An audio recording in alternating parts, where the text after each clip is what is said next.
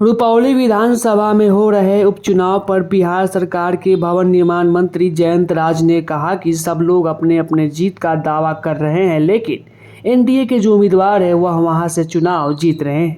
बीमा भारती पहले हम लोग की पार्टी में थी, लेकिन विपक्ष में जाकर उन्होंने चुनाव लड़ा था और उनका क्या हश्र हुआ सबको पता है। वही बीमा भारती को पप्पू यादव का समर्थन मिलने पर उन्होंने कहा कि सभी लोग चाहते हैं कि सरकार में रहे, लेकिन यहाँ पर किसी का साथ काम करने वाला नहीं है। वही एक व्हीलर रोड में चिराग पासवान की पार्टी लोक जनशक्ति पार्टी रामविलास को आवास आवंटित होने पर उन्होंने कहा कि लोजपा पर रामविलास एक राज्य स्तरीय पार्टी है। रालोजपा ने 2-3 वर्षों से किराया नहीं भरा था और अब उनके पास कोई विधायक या सांसद भी नहीं है, इसलिए आवास चिराग पासवान की पार्टी को आवंटित कर दिया गया है।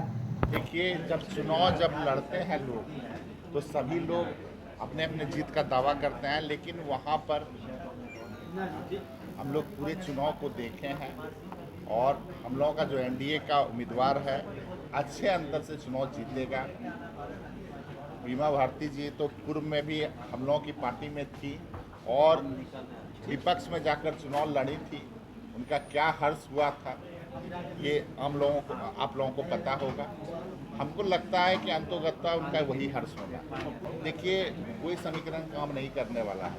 नीतीश कुमार जी की सरकार बिहार में चल रही है, एनडीए की जो सरकार चल रही है, हर लोग चाहता है कि हम सरकार से जुड़े रहें, कोई नहीं चाहता है कि हम विपक्ष से। तो आप जान लीजिए, हम विकास के मुद्दे पर वहाँ पर गए हैं और चुनाव में एक कार्यकर्ता को टिकट मिला है और इस बार चुनाव में देखिएगा वो कार्यकर्ता जरूर चुना।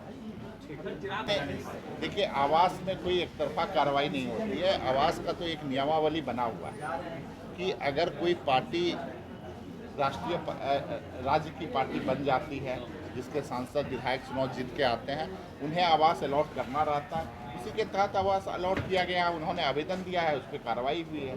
आप सभी लोग जानते हैं कि जो उनकी पार्टी है, जो पहले आवास अलॉट हुआ था उनको पार्टी कार्यालय में, उनका कोई सांसद कोई विधायक अब चुनाव जीत कर नहीं आया है और पिछले 2 से 3 साल से उनको जो है उनका जो राशि था हम लोगों का आवास का जो रेंट होता है, सभी पार्टी को अपना अपना रेंट जमा करना रहता है।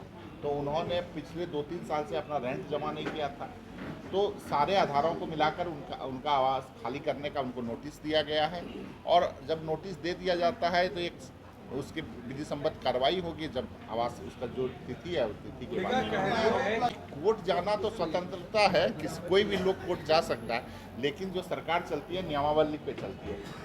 कोई नियमावली की अनदेखी की जाएगी तो कोर्ट नहीं। हम लोगों ने तो उन्हें 13 तारीख तक का समय दिया है कि 13 तारीख तक में आप अपना आवास खाली कर लें। चूँकि अब उनकी पार्टी अब राज्य की अस्थायी पार्टी नहीं रही है, उनके कोई सांसद विधायक चुनाव जीत कर नहीं आया है, तो उस नियम के तहत में उन्हें आवास खाली कराया गया और किराया भी उनका 2 से 3 साल का हमें जो अनुमान है कि 2-3 साल से उनका किराया नहीं, ऐसी कोई लड़ाई से सरकार को कोई लेना देना नहीं रहता है। लड़ाई अपनी जगह है, पार्टी अपना जगह है, नियम कानून से सब कुछ चलता है। ठीक है।